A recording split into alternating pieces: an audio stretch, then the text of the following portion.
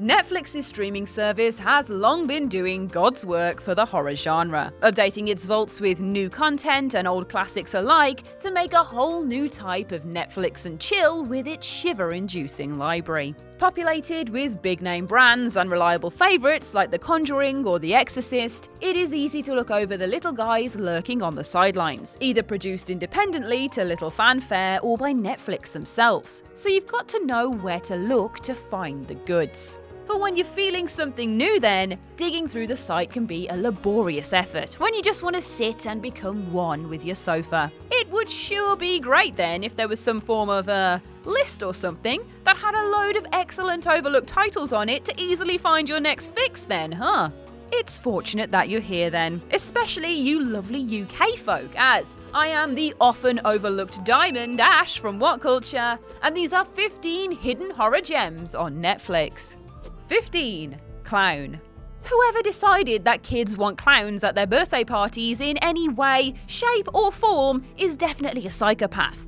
But since the demand for strange men in colourful clothes to pull balloons out their trousers is somehow always incredibly high, Clown's central premise of a party entertainer cancelling at the last minute is pretty believable. Stuck Father Kent is in luck, however, since he finds an old clown costume in the basement of a house he's selling and keeps his son's party from being a flop by taking on the role himself. Cue him not actually being able to take it off again afterwards, and some strange supernatural hold taking effect on his appetite. 14. The Similars. A Mexican horror story that will leave your skin crawling, The Similars takes place in a remote bus station as 8 people wait for their transport home. When the place becomes disconnected from the wider world and a strange phenomenon takes a hold of the travellers, a sinister strangeness permeates throughout the group that they quite literally struggle to shake off. With a 60s setting and a dark noir-like cinematography that makes the film all the more creepy, The Similars is just a bloody weird ride from start to finish. How important characters are becomes sidelined by the thing happening to them, with an identity crisis ruling what would otherwise be a short trip back to Mexico City. 13. Conjuring Spirit. Described as a horror comedy, Conjuring Spirit is definitely a film that leans towards the latter half of that description. A spooky ghost story that includes a few light-hearted moments before returning straight back to creeping dread. Vietnamese in origin, the film tells a tale of a woman, Lan, that leaves her husband after he betrays her, moving into a new apartment complex with her son. Lan has nightmares that get more frequent and unpleasant, seeming to increase dramatically when she comes into ownership of a strange music box gifted from the housing manager of her apartment.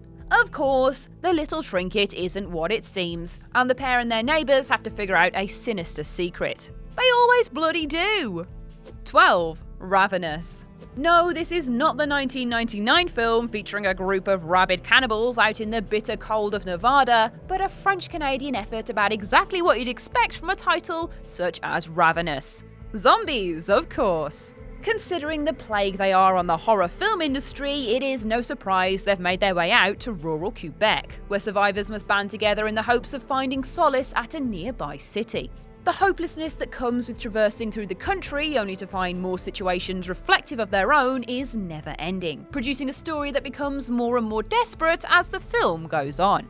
Ravenous is another in the giant pit of decay and disease narratives in the genre, but at its heart is a tightly wound story that dissects humanity as much as it does the undead. 11. Cold Skin. Starting a new job is always a tough time. Starting a job on the edge of the world in the Arctic Circle is arguably even tougher. And that's without the added stress of a bunch of weird monsters coming out the woodwork to trap you indoors whilst you're trying to look at clouds and shout out shapes.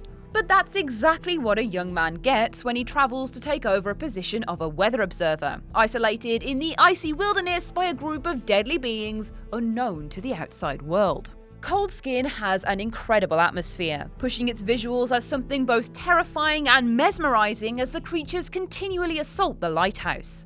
With nowhere to run and few places to hide, the characters are forced to figure out how to survive one night at a time. But just exactly how do you escape monsters that are born to reclaim the very land that you're stuck on?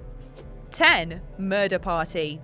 Fancy dress Halloween parties are always good fun. There's drinks, there's food, fun people, spooky decorations, and some top-notch entertainment if you're into apple bobbing and costume competitions. Or even your own murder if it so comes to it.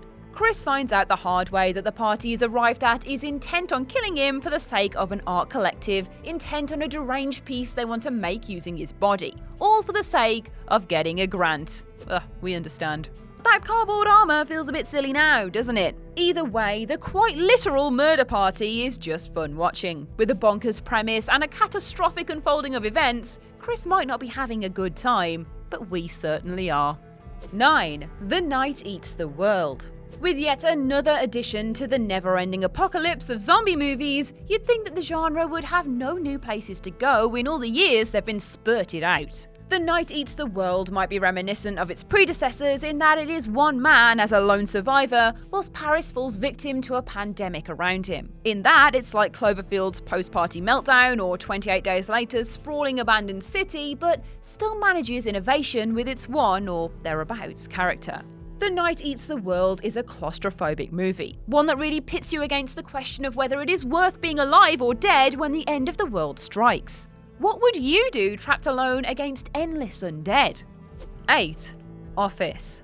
After brutally murdering his immediate family, 2 detectives must figure out why Kim, a man that wouldn't hurt a fly, has suddenly snapped. Since he's disappeared into the sunset, this doesn't seem like such a pressing issue, despite being obviously unsettling. Until, that is, the law discovers Kim has returned to his office building and lies somewhere within its walls. No amount of paperwork could get me back in there. Sorry, what culture? A South Korean slasher movie that isn't afraid to dig its teeth in, Office floats between showing its characters as good, bad, and explicitly violent, leaving crumbs for its viewers to pick up and piece together in the wake of its troubled protagonists. If you like murder mystery, then this has plenty of both. 7. Cam.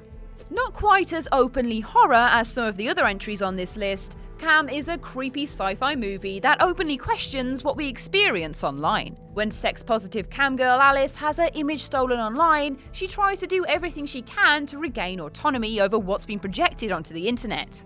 Shot with beautiful neon lighting and drawn out to a sinister, unsettling conclusion, Cam is at the very least an interesting watch for the way that it presents its sordid subject matter, combining taboo, beauty, and violence into one big mishmashed what the hell narrative. 6. Cargo.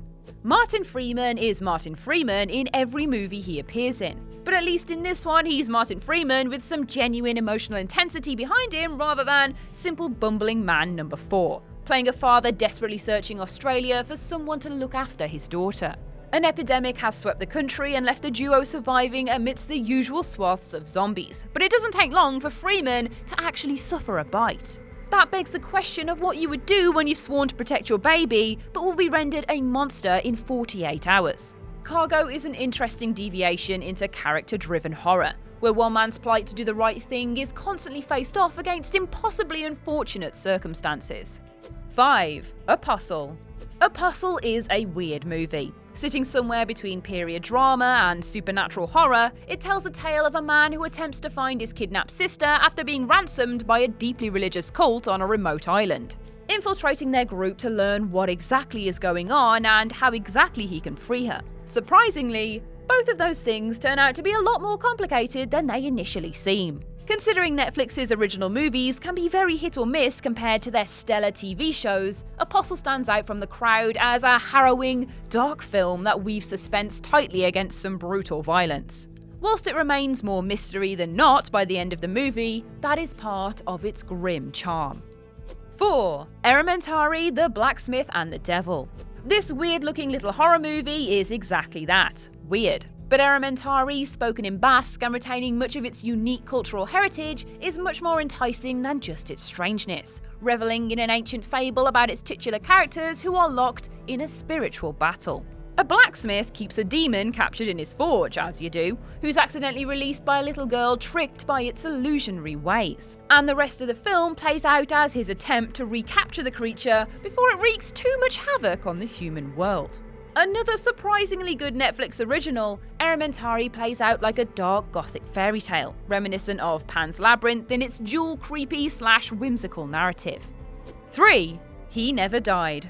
We've all been in a bit of a rut before. Jack is no different, suffering through a life of depression and antisocial behaviour that has distanced him from reality. That is, until a crime syndicate turns up on his doorstep and brings into question his existence of eat, sleep, church bingo, repeat. Since it's the only thing that has stopped him from reverting to cannibalism, it seems a fair enough routine. He Never Died is a combination of horrific violence and black humour, building up question after question as to what's really going on with each bizarre encounter that it throws at its audience. Sometimes you just have to rip someone's throat out and eat it, right?